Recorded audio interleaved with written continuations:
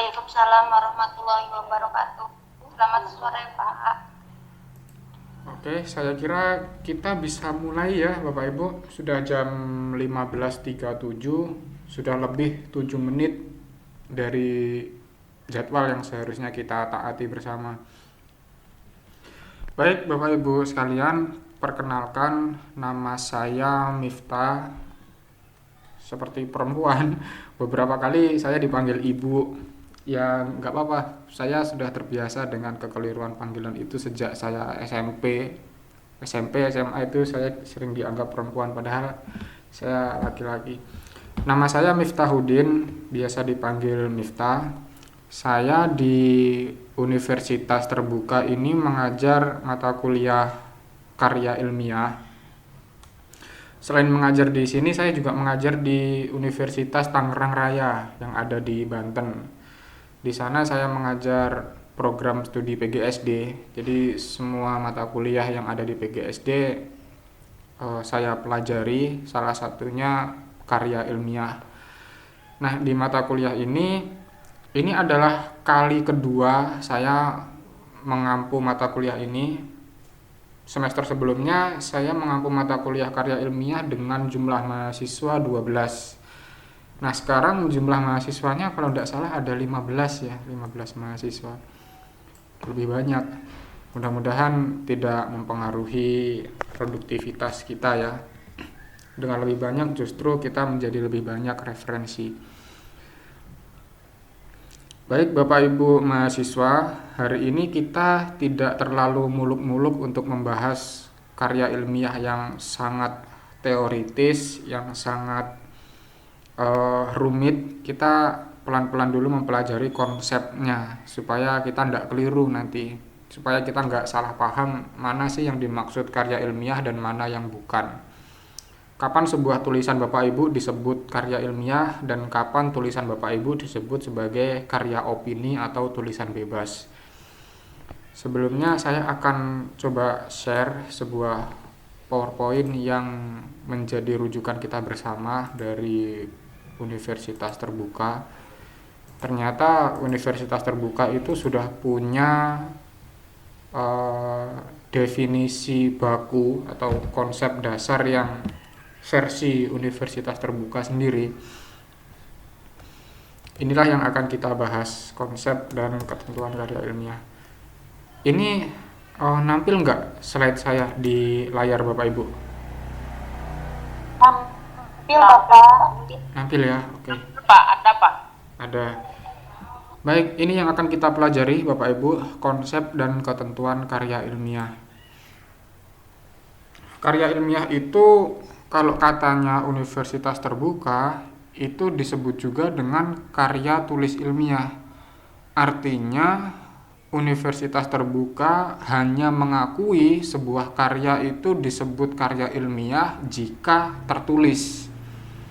Kalau karya itu tidak dalam bentuk tulisan, misalkan dalam bentuk video, seperti yang Bapak Ibu bisa lihat kalau misalkan buka di YouTube di channelnya Narasi Newsroom, itu karya ilmiah juga, karya jurnalistik yang ilmiah diperoleh dengan metodologi yang sangat baku dan sangat rigid.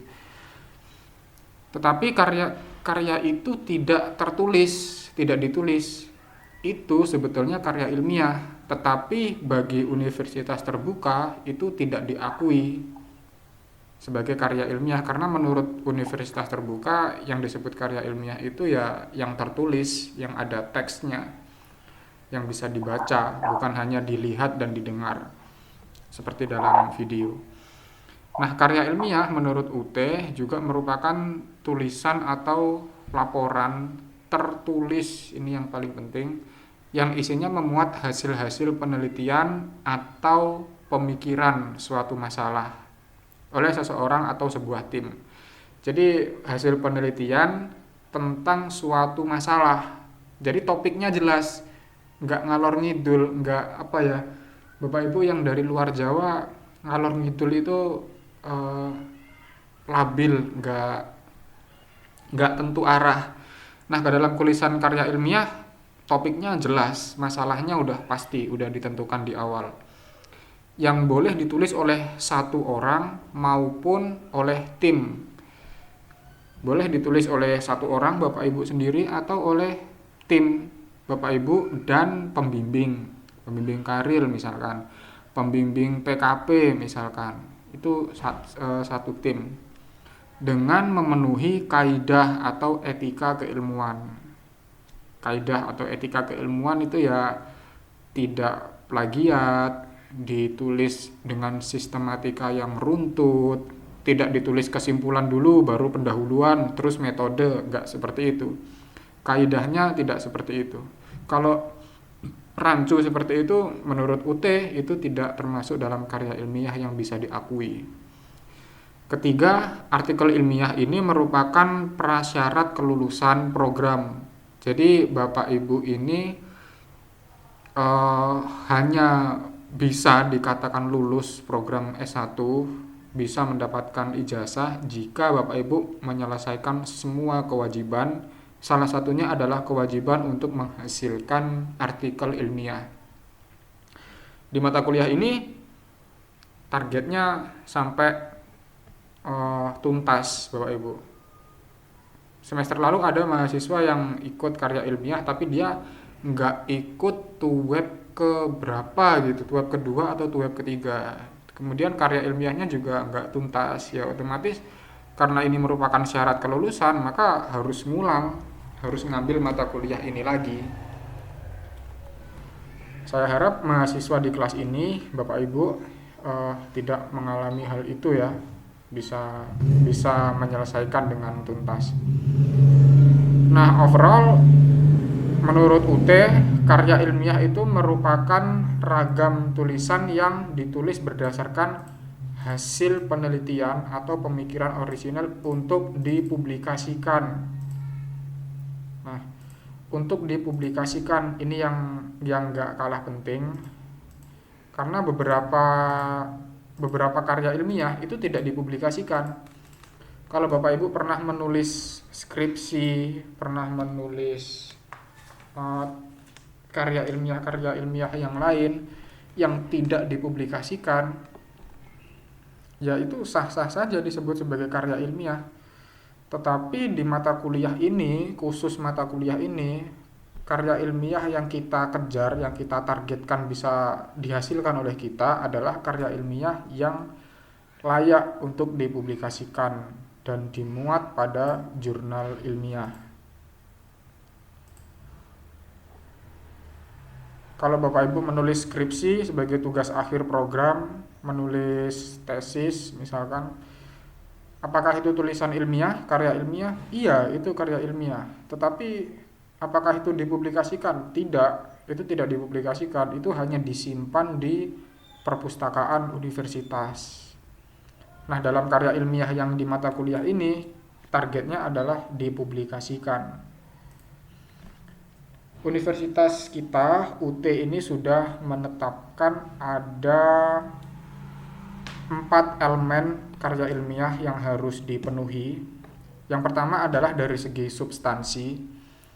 Isi karya ilmiah itu harus mencerminkan kajian atau hasil penelitian satu atau lebih bidang ilmu. Jadi mencerminkan hasil kajian atau hasil penelitian satu atau lebih bidang ilmu. Kalau kita di PGSD misalkan, bidang ilmunya kan pendidikan, ya boleh-boleh aja itu sudah satu bidang ilmu, fokus jadinya. Atau lebih, misalkan kita di PGSD ini menemui anak-anak yang nakal, super nakal, dia bandel banget, gak mau mentaati tata tertib kelas, tata tertib sekolah, gurunya dicuekin dan lain sebagainya. Nah, kita menggunakan perspektif pendidikan kok sepertinya kurang, maka kita mengambil dari bidang ilmu lain, misalnya adalah psikologi. Maka kita sudah combine tuh, kita sudah mengkombinasikan dari disiplin ilmu pendidikan, dari disiplin ilmu psikologi. Itu masih relevan dan bisa saling melengkapi, maka itu bisa dianggap sebagai elemen pertama, yaitu dari segi substansi dia memenuhi elemen karya ilmiah. Yang kedua, dari segi sistematika, tata cara urutannya itu jelas, Bapak Ibu. Coba deh lihat karya ilmiah pada umumnya. Pasti runtut. Bagian pertama itu mau nggak mau pasti pendahuluan. Setelah pendahuluan, pasti ada namanya kajian pustaka. Walaupun hanya sedikit, itu pasti ada. Setelah kajian pustaka itu pasti ada metode penelitian. Penelitian ini termasuk penelitian apa, cara mengambil datanya bagaimana, diambil dari siapa, ketika data sudah didapat, dianalisis dengan cara apa, itu metode. Setelah metode ada hasil dan pembahasan. Setelah hasil dan pembahasan ada kesimpulan. Selalu seperti itu sistematikanya. Kalau nanti Bapak Ibu karya ilmiahnya sudah mentaati sistematika itu, berarti Bapak Ibu sudah memenuhi elemen yang kedua dalam karya ilmiah. Elemen yang ketiga adalah format. Formatnya itu sebetulnya hanya masalah tata letak saja. Ukuran kertasnya, kemudian jarak antar kalimat, jenis huruf. Jenis huruf kan kalau di karya ilmiah pada umumnya biasanya pakai Times New Roman ukuran 12 dengan ukuran kertas A4 dan seterusnya. Itu formatnya biasanya bermacam-macam.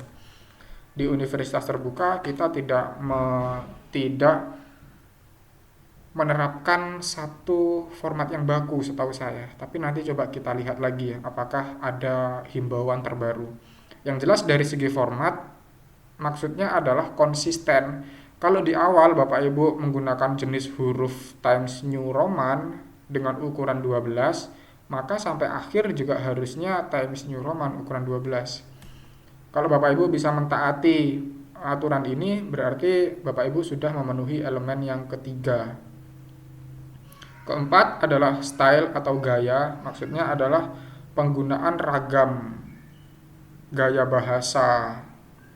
Dalam tulisan bebas di opini di kompasiana.com misalkan, Bapak Ibu bisa aja menulis, saya kemarin sore melihat siswa yang datang ke sekolah tanpa diantar oleh orang tuanya.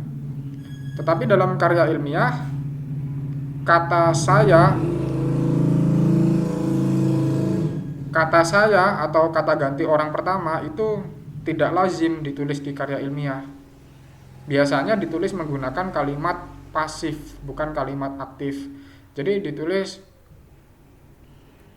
kemarin ditemukan ada anak yang datang ke sekolah tanpa diantar oleh orang tuanya. Jadi siapa subjek dalam kalimat itu? Nggak ada, hanya ada predikat, objek, dan keterangan.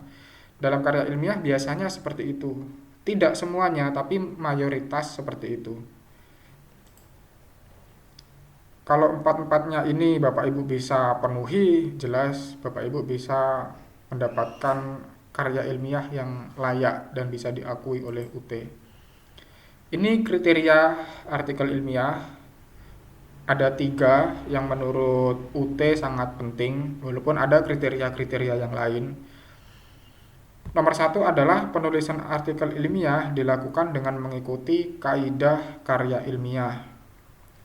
Ini tidak saya ajarkan secara langsung, tetapi akan saya sampaikan melalui catatan-catatan di tugas 1, tugas 2, tugas 3, dan seterusnya.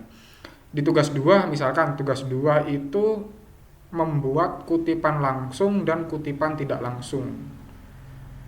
Kalau misalkan Bapak Ibu membuat kutipan langsung misalkan, tapi tidak sesuai kaidah, nah maka saya akan memberi catatan. Catatan saya biasanya berbunyi, Bu, tolong taati kaidah penulisan karya ilmiah. Kaidah penulisan karya ilmiah seharusnya seperti ini, seperti ini, seperti ini, bukan seperti yang Ibu tulis. Itu cara-cara saya untuk menyampaikan kaidah penulisan ilmiah. Yang kedua, ada kriteria bebas plagiasi dan tindakan tidak terpuji lainnya. Sebelumnya Bapak Ibu tahu plagiasi itu apa? Tahu nggak kira-kira? Meniru karya orang lain, Pak, atau menjiplak. Oke. meniru karya orang lain atau menjiplak. Ya, secara prinsipil memang iya, menjiplak karya orang lain itu namanya plagiasi. Orang yang melakukan penjiplakan disebut plagiator. Pemahaman bahwa boleh-boleh saja melakukan penjiplakan disebut plagiarisme. Pada prinsipnya seperti itu, tetapi kalau kita lihat definisi di KBBI dan di panduan-panduan penulisan karya ilmiah, plagiasi itu adalah sebuah aktivitas mengutip tulisan orang lain tanpa menyebutkan sumber. Kalau Bapak Ibu menulis sama persis tulisan orang lain, tapi sumbernya ada, dituliskan, berarti itu bukan plagiat. Bapak Ibu masih lolos dari tuduhan plagiat karena Bapak Ibu menuliskan sumber. Yang celaka adalah Bapak Ibu menuliskan kalimat yang sama persis dengan kalimat orang, atau tidak sama persis tetapi ide atau gagasannya sama, dan Bapak Ibu tidak menuliskan sumbernya, siapa sih pemilik ide atau pemilik kalimat itu, berarti Bapak Ibu plagiat. Di semester kemarin ada mahasiswa saya beberapa, kebetulan UT ini canggih Bapak Ibu, dia ketika kita mengupload file karya ilmiah oleh e-learning, oleh sistem itu langsung dideteksi berapa persen tingkat kemiripan karya kita dengan karya orang lain. Kalau tinggi di atas 30%, maka kita dituding sebagai plagiat. Dan kalau itu terjadi, maka tutor termasuk saya itu dihimbau oleh pusat untuk tidak memberikan nilai kepada mahasiswa. Jadi konsekuensinya kayak efek domino gitu. Begitu Bapak Ibu melakukan plagiat, maka kami tidak bisa memberikan nilai. Dan itu juga berdampak pada kelulusan Bapak Ibu. Maka saya harap Bapak Ibu bisa berhati-hati ya dalam menulis. Makanya di tugas kedua nanti akan ada tugas untuk mengutip, kutipan langsung, kutipan tidak langsung, ya supaya kita bisa menghindari hal-hal seperti itu. Itu baru plagiat. Sedangkan di kriteria yang kedua ini bebas plagiasi dan tindakan tidak terpuji lainnya. Tindakan seperti apa yang tidak terpuji yang lain, yang bukan plagiat? Ada banyak sebetulnya Bapak Ibu. Ada namanya fabrikasi, ada namanya falsifikasi, ada namanya macam-macam, ada beragam. Kalau falsifikasi itu Bapak Ibu menganalisis data dan hasilnya udah ketemu, tetapi hasilnya tidak sesuai dengan yang Bapak Ibu harapkan. Maka Bapak Ibu memanipulasi hasil itu supaya bisa sesuai dengan harapan Bapak Ibu. Itu namanya falsifikasi. Memang tidak bisa dideteksi, tetapi itu melanggar etika kita sebagai guru, etika kita sebagai seorang akademisi yang seharusnya menjunjung tinggi nilai kejujuran. Fabrikasi juga sama. Fabrikasi itu kita memasukkan data ke karya ilmiah kita, seolah-olah kita udah ngambil data itu.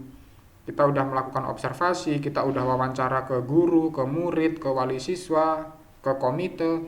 Padahal kita nggak pernah melakukan itu, tapi pura-puranya kita pernah. Jadi datanya kita masukkan data fiktif, data yang kita rekayasa. Nah, kalau kita merekayasa data untuk dimasukkan ke karya ilmiah, itu namanya fabrikasi. Itu juga sulit untuk dideteksi, kecuali Bapak Ibu mendapatkan pembimbingan secara intensif, secara langsung. Itu saya bisa mendeteksi walaupun dari jarak jauh.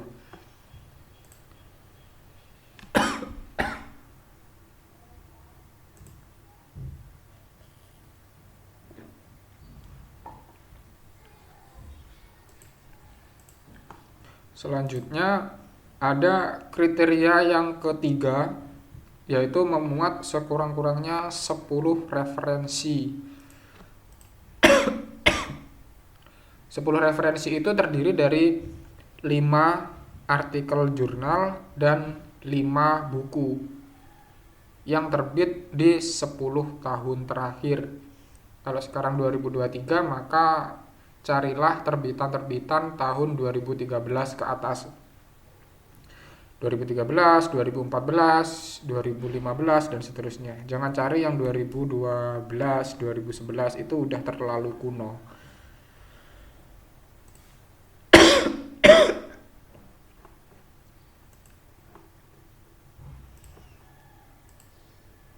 Ini status mata kuliah Karil, Bapak Ibu. Statusnya mulai tahun kemarin semester 2, Karil itu berdiri sendiri, terpisah dari mata kuliah tugas akhir dan terpisah dari PKP. Jadi Karil kita ini bukan PKP, tetapi boleh kalau kita mau mengadopsi dari PKP.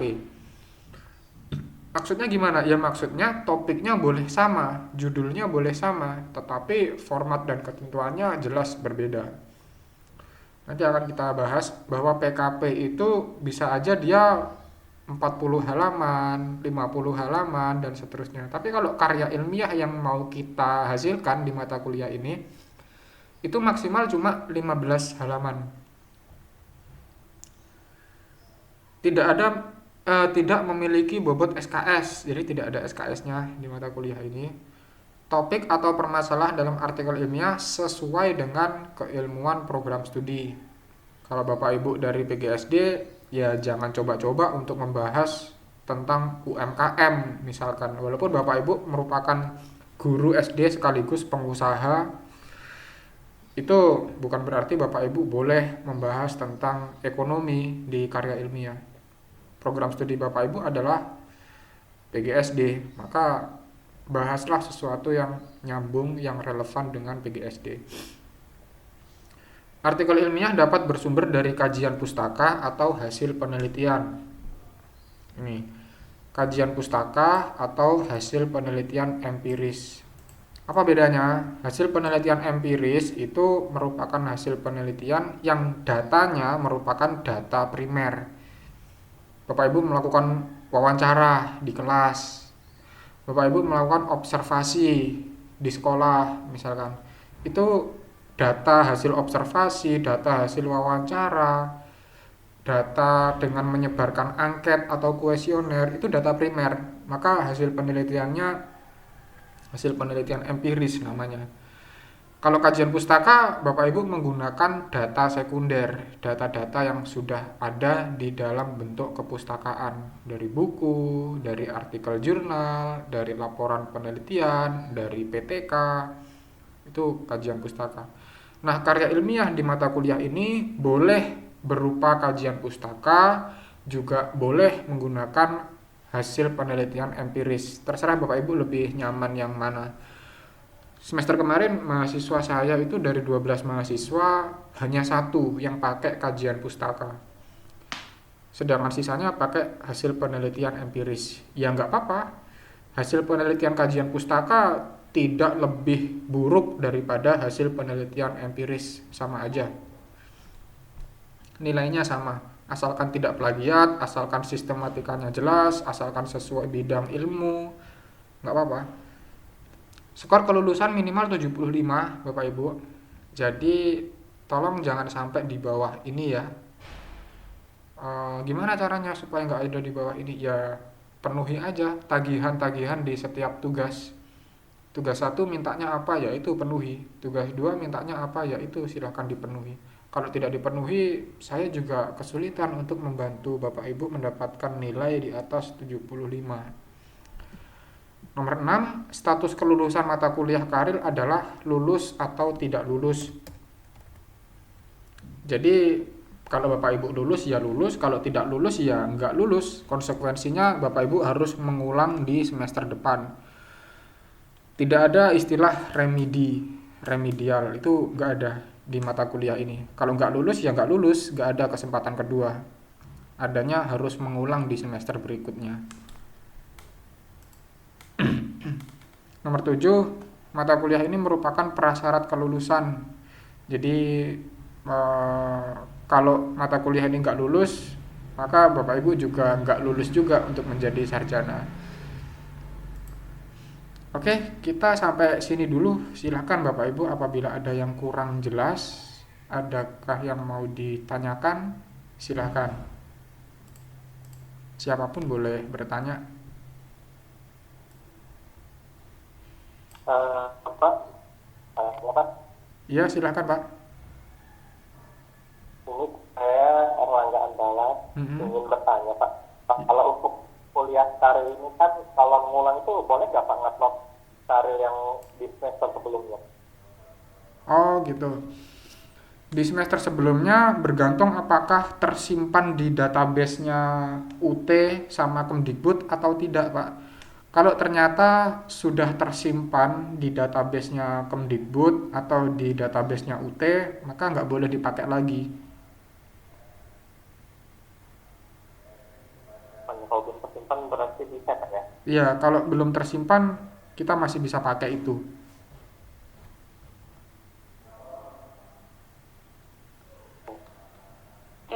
Maaf Pak, izin bertanya. Ya, silakan Bu. Ya, saya Rita Putratiwi. Ingin bertanya, kan untuk tugas pertama itu Hmm, menulis ke judul artikel yang kita akan bikin kan. ya. Terus rumusan permasalahannya juga disertakan, 5 jurnal. Nah, yang belum saya pahami itu yang untuk mencari buku 5 buku terbitan 10 terakhir itu maksudnya gimana ya Pak? Oh, oke. Kalau misalkan mencari 5 jurnal terbitan 10 tahun terakhir, Ibu sudah bisa? Yang 5 jurnalnya? Nah, sudah bisa belum? Iya, sudah ketemu. Mm-mm. Cuma yang buku Cuman yang belum. saya bingung sama yang bukunya. Oh, oke. Ibu 5 Kan jurnal itu didapat dari mana? nyari di Google, Pak. Google Google Search, Google Scholar. Iya. Kalau 5 buku itu sebetulnya juga ada, Bu, di Google Scholar. Iya. Itu maksud karya ilmiah yang materinya yang akan kita bahas kan ya, Pak ya? Iya, betul. Mm-mm. Yang 5 buku itu saya masih bingung, Pak. Yang 5 buku itu sebetulnya juga sama, Bu. Sama, 5 buku yang topiknya relevan dengan judul yang mau Ibu tulis. Hmm, Coba kita demonstrasikan, coba kita otak-atik di tugas 1. Saya akan iya. stop sharing. Saya akan sharing di tugas 1. Sekalian saya jelaskan ya cara mengerjakan tugas 1-nya. Baik, Pak. Nah, ini dia. Mudah-mudahan sudah nampil. Sudah nampil belum, Bu? Di layar HP-nya Ibu. Sudah, Sudah ya. Pak. Tugas 1 kalau Bapak Ibu cek di e-learning, tugas 1 itu kan cuma 5 ini kan yang diminta. Judul karya ilmiah yang akan dikaji atau ditulis, rumusan masalah, rangkuman 5 artikel, rangkuman 5 buku, dan kerangka karya ilmiah.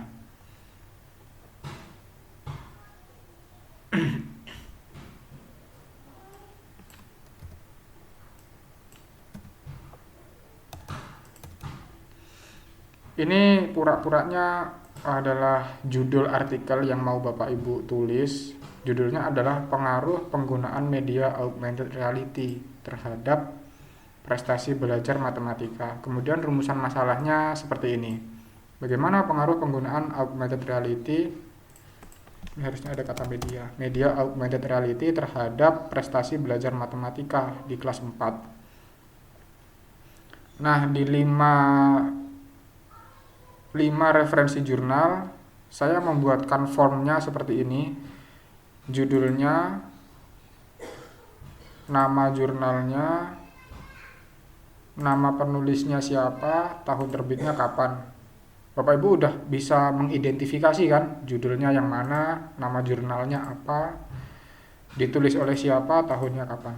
Nah, di dalam di dalam rangkuman Bapak Ibu perlu menyebutkan latar belakang atau tujuan penelitian di artikel yang Bapak Ibu download atau Bapak Ibu baca. Metodenya bagaimana? Hasilnya seperti apa? Itu yang perlu Bapak Ibu rangkum. Nah, di buku juga sama. Judulnya apa, penerbitnya siapa, penulisnya siapa, terbitnya di mana, kota terbitnya. Nah, rangkuman ini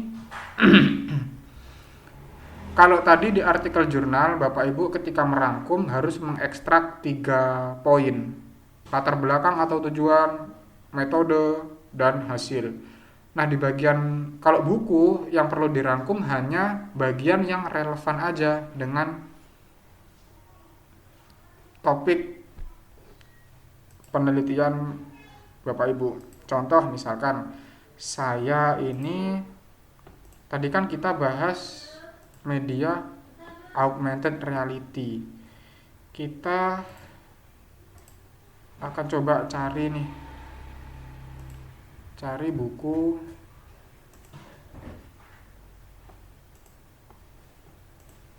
sebentar. Kita selain di Google Scholar kita boleh cari di sini ya, ResearchGate.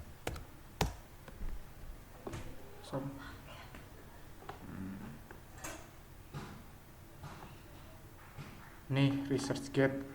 Kalau tadi misalkan judul kita adalah pengaruh penggunaan media augmented reality, maka buku yang dianggap relevan adalah buku yang membahas tentang satu media, buku yang relevan yang membahas tentang augmented reality atau teknologi pembelajaran, buku yang membahas tentang prestasi belajar matematika. Coba cari buku yang melingkupi salah satu atau 2 atau 3 dari topik ini. Media, augmented reality atau teknologi, dan prestasi belajar matematika. Misalkan bukunya, saya dulu pernah nulis buku media pembelajaran untuk generasi milenial.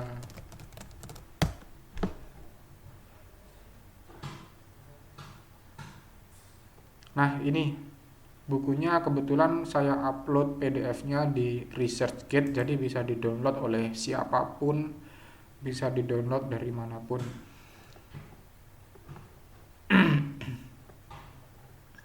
Nah, Bapak Ibu, kalau Bapak Ibu mendapatkan buku semacam ini, buku ini media pembelajaran untuk generasi milenial, berarti ini relevan untuk judul yang tadi, karena judul yang tadi itu membahas media. Buku ini juga membahas tentang media, maka boleh kita rangkum. Lalu bagaimana yang dirangkum? Kalau kita bahas tentang penggunaan media augmented reality. Augmented reality itu kan sebentar, Bapak Ibu tahu nggak augmented reality?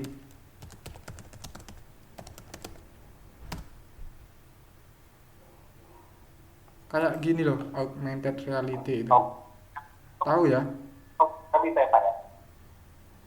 Nah, ini loh. Kayak sistem aja dengan hologram gitu. Iya, semacam itu. Kayak hologram. Dia bisa menampilkan objek 3 dimensi. Kalau dulu ada games Pokemon Go, itu augmented reality. Biasanya kalau di dalam pendidikan di sekolah dasar, biasanya dipakai untuk pembelajaran matematika dan IPA. Nih, salah satu produk dari augmented reality. Kalau kita arahkan kamera HP kita ke sebuah gambar, maka layar HP kita bisa menampilkan bentuk 3 dimensi dari gambar tersebut, kayak gini.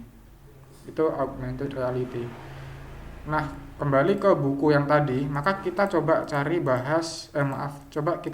pembahasan tentang media atau tentang teknologi.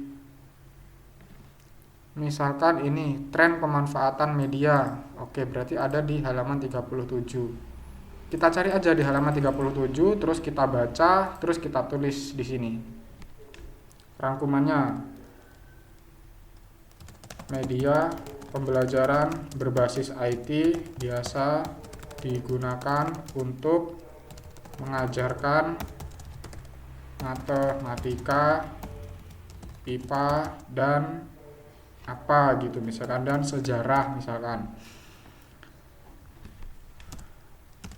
Penggunaan media tersebut bla bla bla bla dan seterusnya. Ini silakan Bapak Ibu berimprovisasi, silakan Bapak Ibu menyesuaikan dengan kebutuhan. Pokoknya yang perlu ditulis di sini, yang perlu dirangkum adalah yang relevan dengan judul Bapak Ibu. Bapak Ibu judulnya apa? Misalkan Bapak Ibu judulnya tentang motivasi bersekolah pada anak-anak miskin misalkan. Ya Bapak Ibu silahkan cari referensi tentang motivasi, silahkan cari referensi tentang kemiskinan, silahkan cari referensi tentang anak putus sekolah karena faktor ekonomi misalkan. Cari aja referensi-referensi yang relevan. Nah di tugas 1 ini, kalau yang dirangkum adalah artikel jurnal, maka perhatikan 3 poin ini. Kalau yang dirangkum adalah buku, maka silahkan cari bagian yang relevan. Di daftar isi biasanya ada. Kalau Bapak Ibu kebetulan membahas tentang media pembelajaran, ya download aja buku saya tadi, itu bisa sebagai salah satu referensi. Kalau tidak relevan, buku saya tidak relevan, misalkan cari buku lain yang lebih relevan. Kata kuncinya itu harus relevan. Jangan memaksakan mengutip tulisan seseorang padahal itu gak relevan. Saya kira itu Bu Rita Pratiwi. Iya Pak, terima kasih. Ya, sama-sama.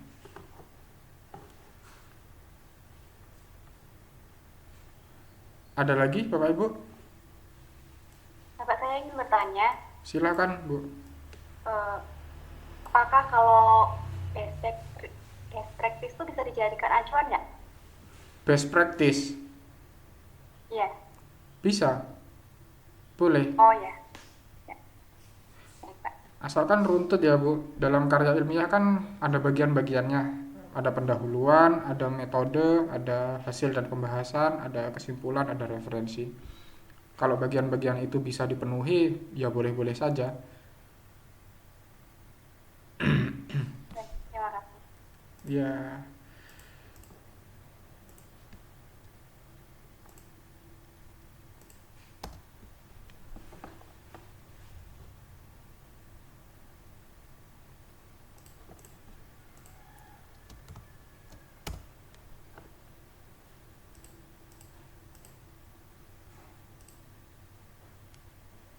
Pak Taufik Arif Gunawan, raise hand. Adakah sesuatu yang ditanyakan Pak Arif?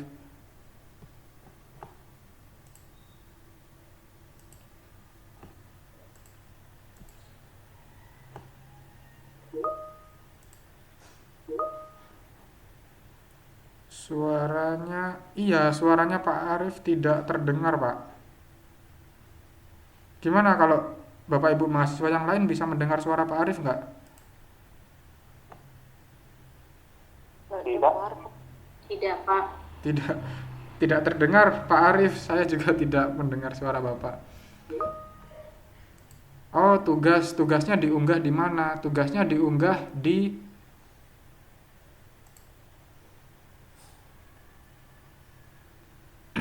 kok hilang ya? Oh, ini. Tugasnya diunggah di e-learning Pak Arif.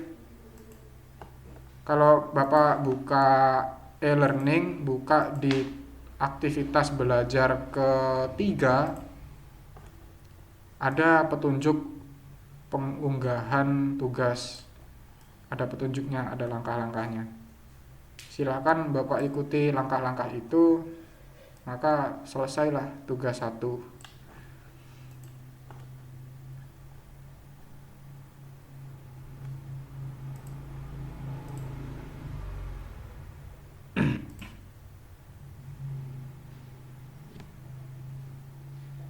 Pak, maaf untuk format ininya, untuk tugasnya kita membuat sendiri. Gimana kita atau gimana ya Pak? Format tugas 1 dari saya ya Bu, supaya seragam dan lebih mudah untuk mengkoreksi. Setelah tuweb ini selesai, nanti setelah maghrib atau setelah isya saya akan kirimkan formatnya. Jadi Ibu tinggal masukkan aja datanya, judulnya apa, rumusan masalah apa, dan seterusnya. Baik.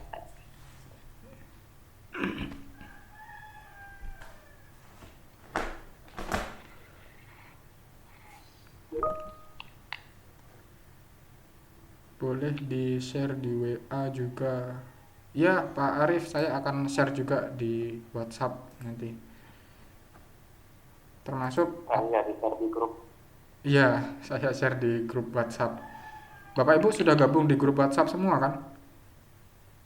Atau ada yang Sudah, belum? Pak. Saya belum, Pak. Oh, belum. Ayo cepat-cepat gabung ke grup WhatsApp. Chat emailnya Bu, biasanya ada linknya. Ada, saya lewat fitur chat di e-learning, saya sudah ngechat setiap mahasiswa. Di chat itu juga ada link WhatsApp-nya.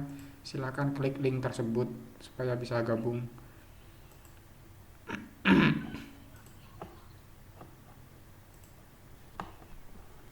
Sebentar. Oh, loading juga, saya buka WhatsApp. Baik, Bapak Ibu, kita coba move ya satu langkah lebih maju menuju salah satu contoh dari artikel ilmiah, dari karya ilmiah yang sudah pernah terbit. Karya ilmiah yang akan Bapak Ibu garap ini targetnya ya akan menjadi seperti yang akan saya tampilkan ini, walaupun formatnya mungkin agak berbeda, tapi bobotnya, isinya sama. Oke, ini adalah sebuah karya ilmiah yang terbit di, nama jurnalnya adalah Jurnal Pendidikan, terbitnya tahun 2022, ditulis oleh Franky dan Ronaldo. Judulnya adalah ini. Ini salah satu contoh. Kalau Bapak Ibu nanti mau merangkum jurnal, merangkum artikel jurnal, tidak perlu membaca keseluruhan, cukup baca di bagian abstraknya saja, itu sudah ketahuan semua kok. Bagian ini misalkan, ini latar belakang. Masa pandemi Covid mengharuskan kegiatan belajar dilakukan di rumah, namun banyak kendala bla bla bla bla dan seterusnya. Ini latar belakang. Latar belakang itu adalah alasan yang mendasari kenapa penelitian ini dilakukan. Itu latar belakang namanya. Tapi tidak semua latar belakang itu ditulis di jurnal-jurnal. Kalau Bapak Ibu rajin membaca jurnal, saya yakin Bapak Ibu akan menemukan jurnal-jurnal yang tidak mengizinkan penulisnya untuk menuliskan latar belakang. Biasanya langsung tujuan penelitian ini adalah bla bla bla bla bla dan seterusnya. Itu sangat lazim terjadi. Makanya saya mentolerir jika Bapak Ibu tidak menuliskan latar belakang, maka Bapak Ibu harus menuliskan tujuan. Baru diikuti dengan metode dan hasil. Penelitian ini kebetulan tujuannya dituliskan di sini. Latar belakang ditulis, tujuannya ditulis, kemudian metode ada ditulis, hasilnya juga ditulis. Ini hasil penelitian empiris, jadi ngambil data secara langsung, pakai skala Likert, pakai angket ini berarti, pakai kuesioner. Selain itu ada juga ini nih di jurnal yang sama, nama jurnalnya Jurnal Pendidikan, terbit tahun 2021. Judulnya ini ditulis oleh Ismayanti dan Wahyudin. Kita lihat. Di sini latar belakang. Kemudian sebanyak 133 orang, ini metode sampai sini. Hasil penelitian ini menemukan bahwa ini hasil penelitian. Udah ketemu. Sebanyak 133 orang mahasiswa dari 2 fakultas berpartisipasi sebagai responden penelitian. Berarti hasil penelitian empiris. Dia ngambil data primer. Nah, ini yang sedikit beda. artikel berjudul kesiapan guru bla bla bla dan seterusnya, ditulis oleh Sumantri, terbit tahun 2022. Ini latar belakangnya, ini tujuannya adalah menganalisis kesiapan dan kompetensi guru di era new normal. Metode yang digunakan adalah studi kepustakaan. Nah, ini yang berbeda. Kalau tadi penelitian empiris, kalau sekarang studi kepustakaan. Temuan dari studi ini menunjukkan bahwa bla bla bla bla, ini berarti hasil penelitian. Mau merangkum jurnal gampang sekali, baca aja abstraknya. Tapi target kita kan bukan hanya menulis abstrak, tapi menulis sampai ke bawah, sampai seterusnya, sampai ke bawah. Itu Bapak Ibu. Jadi saya tidak membatasi Bapak Ibu untuk menulis artikel ilmiah yang merupakan hasil penelitian empiris, karena terus terang itu memakan banyak waktu, karena kita sama aja dengan melakukan riset dari awal. Kalau Bapak Ibu menggunakan best practice, boleh saja. Menggunakan PKP, boleh saja. Itu salah satu alternatif pilihan. Kalau Bapak Ibu nggak punya dua-duanya, terus mau menulis dari awal, ya silahkan, boleh-boleh saja. Boleh pakai kajian pustaka ataupun hasil penelitian empiris. Saya membebaskan Bapak Ibu mau pakai desain yang mana karya ilmiahnya. Saya kira itu Bapak Ibu, adakah yang mau ditanyakan?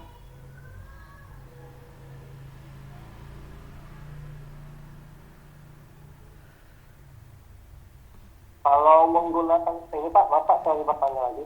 Ya, silakan. Ini kalau mau menggunakan PKP itu apakah hasil dari penelitian itu ditambahkan juga Pak sekarang?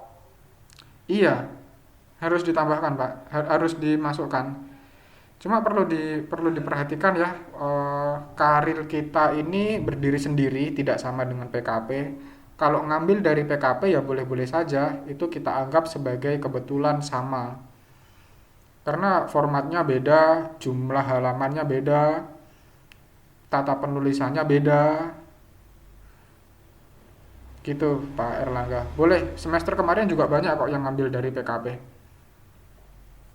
Karena saya ini juga termasuk pengulang Pak sebetulnya ini karir ini. Karena saya ngambil dari PKP.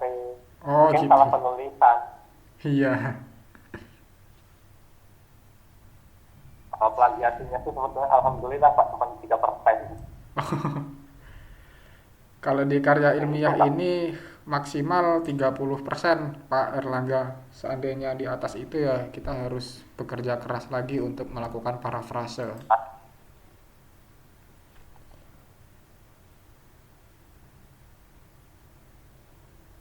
Baik Pak, kalau begitu terima kasih sudah Ya. menjawab pertanyaan saya. Sama-sama Pak, semoga sukses nanti kita penulisan karirnya. Silakan Bapak Ibu. Saya Bapak Ibu yang belum gabung di grup WhatsApp, saya tuliskan link untuk gabung ke chat ya, ke chat di Microsoft Teams. Tuh sudah saya tuliskan, silakan diklik, nanti Bapak Ibu bisa gabung ke grup. Kalau tetap nggak bisa, silakan WA saya, nanti saya masukkan manual.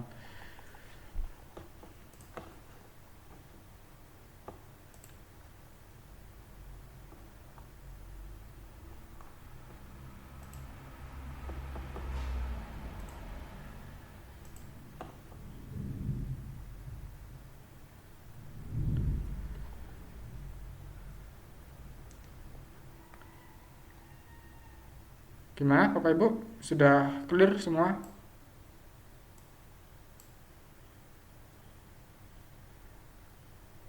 Kalau sudah clear, kita bisa akhiri ya tuh web 1 kita. Seandainya nanti ada pertanyaan-pertanyaan yang ternyata seharusnya ditanyakan pada saat tuh web, ternyata baru kepikiran sekarang misalkan, ya tanyakan aja ke grup WhatsApp, nanti saya akan bahas. Baik, Baik. Pak. Baik Pak. Baik Pak. Oke, terima kasih banyak Bapak Ibu atas kehadirannya, atas partisipasi dan atensinya. Mudah-mudahan ini menjadi langkah besar bagi kita untuk mencapai gelar sarjana pendidikan dan mendapatkan pengakuan sebagai orang yang layak untuk mengajar di sekolah. Sekali lagi terima kasih. Saya akhiri. Assalamualaikum warahmatullahi wabarakatuh. Selamat sore. Baik. Waalaikumsalam warahmatullahi wabarakatuh. Terima kasih Pak. Ya, sama-sama.